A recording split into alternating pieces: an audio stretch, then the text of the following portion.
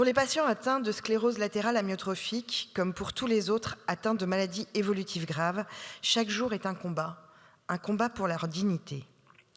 Il est inacceptable que les personnes malades ou en situation de handicap aient à se battre, non contre leur pathologie, mais à se battre pour faire valoir leur droit à l'autonomie. Dans le cas précis de la maladie de Charcot, qui nous occupe aujourd'hui, le temps de vie qu'il reste à ces patients est d'autant plus précieux. Il est donc de notre devoir de faire en sorte que ce temps soit vécu avec respect, en garantissant les prestations rapides et suffisantes pour couvrir les coûts liés au handicap, sans reste à charge. Nous devons leur offrir des solutions concrètes et urgentes. C'est pourquoi, avec le groupe La France Insoumise Nouveau Front Populaire, nous soutiendrons ces mesures, malgré un texte qui ne répond pas à certaines des exigences que nous estimons pourtant fondamentales. Le premier manquement que je voudrais souligner est relatif à l'accès aux soins. Cette loi ne prévoit pas la formation des personnels soignants aux gestes indispensables, ni l'augmentation des personnels.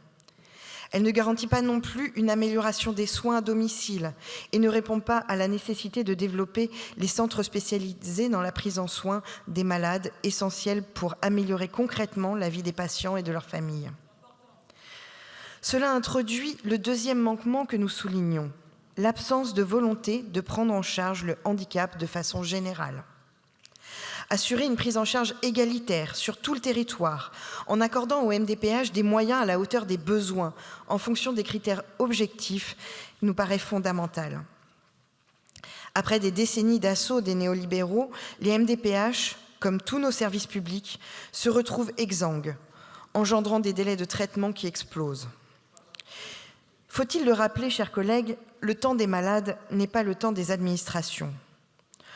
Pendant que les factures de matériel se multiplient et que les handicaps croissent, les dossiers dorment 6 mois, parfois 9 mois, pour traiter un dossier. Quelle honte pour la 7e puissance mondiale.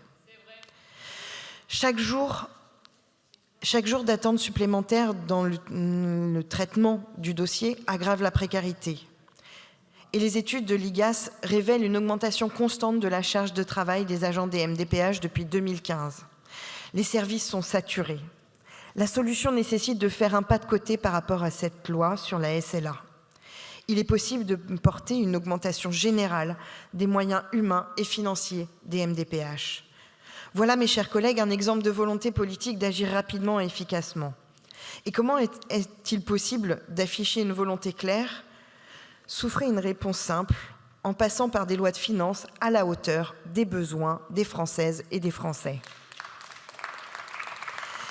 Évidemment, cela implique de laisser la représentation nationale discuter, amender et voter, exercice bien incompatible avec l'utilisation du 49.3 dont la Macronie s'est faite une spécialité, ou que dis-je, une marque de fabrique, puisque le 28e vient d'être prononcé.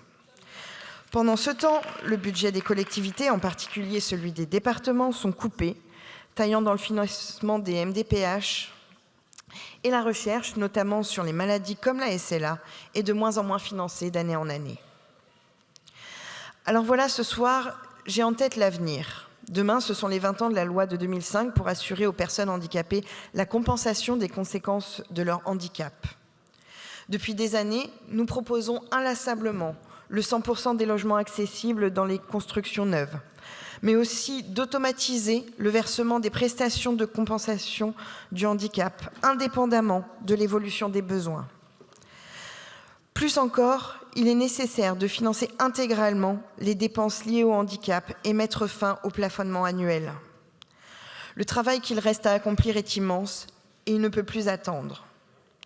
Et au moment de commencer ces débats sur cette proposition de loi, il m'est impossible de ne pas penser au sénateur Gilbert Bouchet ou à Charlie, ce camarade engagé dans notre lutte, ou à toutes celles et ceux qui, eux-mêmes atteints, nous rappellent les manquements criants de cette loi.